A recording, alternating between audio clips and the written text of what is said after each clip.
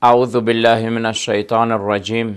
بسم الله الرحمن الرحيم. In the name of Allah, most gracious, most merciful. In the former program, we defined the word haqq, or right. And in the Holy Quran, we said we have the word al-haqq, and also we have the word al-batil. They are opposite. One means the truth and the other one means the falsehood. But when we talk about rights, we mean that we human beings, we have rights. I think we all agree, there is no debate or any objection about people to have rights. In the history, throughout the history up to now, all communities, they have believed that people have rights. For example, the right to live, the right to life, the right to have a shelter, the right to wear clothes, the right to eat, the right to drink, etc., etc. All these rights, of course, I think there is no doubt about it, that people have these rights. But the main question is that where do these rights come from? This is a very important question, that who gives these rights to people? Where do they come from? Who is giving these rights to people? On what basis, on what conditions do these rights are given to a person? For example, we say a man in the family has these rights, 1, 2, 3, for example. Who has given him these rights? A woman has these rights. Who has given her these rights? And on what conditions, on what basis these rights have been given? And what are the limits of these rights? Are they absolute, or there are some limitations? These are some of the questions that we have to find an answer for that.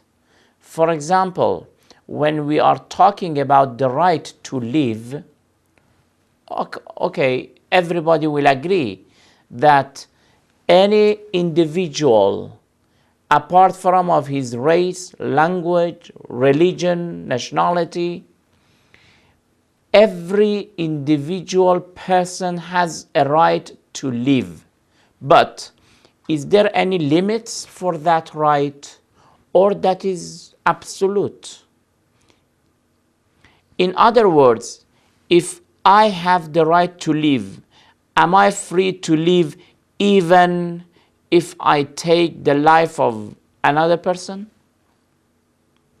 If there is, for example, a contradiction between my life and the life of another person, can I kill him or take his life for myself to continue to live?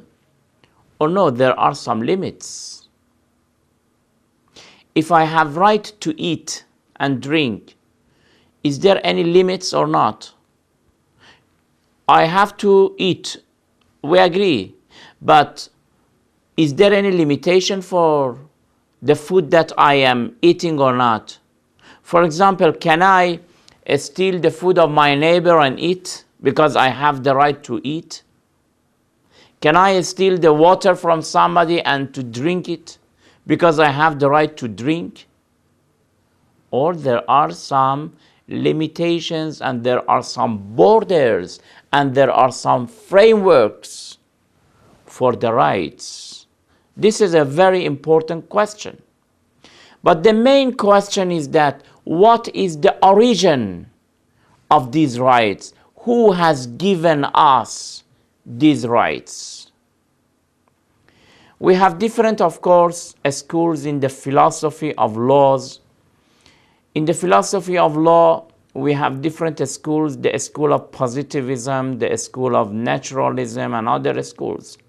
The thinkers and the scholars of these schools have given different answers to this question.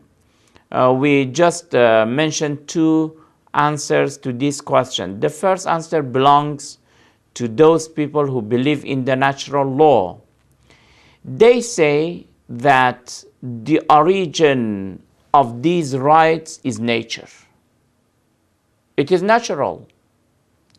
It is the nature who has given us these rights. Naturally we must eat, naturally we must drink, naturally we must live, naturally we can marry, etc., etc. So therefore, the nature has given us these rights. This is one of the answers.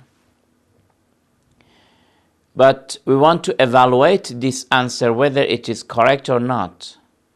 The most important question here is that, what is this nature? What do you mean by nature? Do you mean that there is something in the name of nature? And that nature has this authority and power and reason and intellect to give a person a specific rights? I think this is not very scientific. This is not very logical. What do you mean by nature? Do you mean the earth? Do you mean the atmosphere? Do you mean the world? These are not something that they can decide for the rights of the people. Therefore, here we want to emphasize that if we don't believe in the source of creation, if we don't believe in a creator, then we will not find a good answer for that question. To say just that the nature has given us these rights is not acceptable.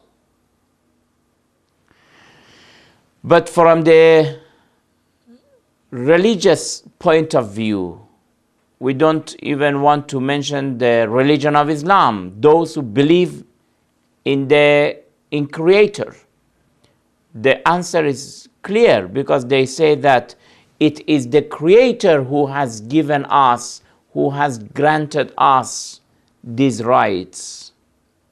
Because we believe that there is a wise Creator, a powerful Creator, a knowledgeable or all-knowing Creator, and that Creator has granted human being these rights.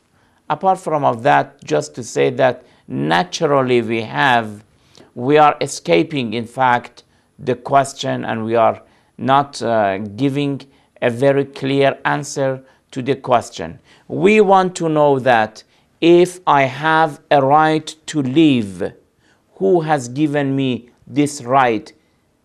Is it my parents who gave me? Of course not.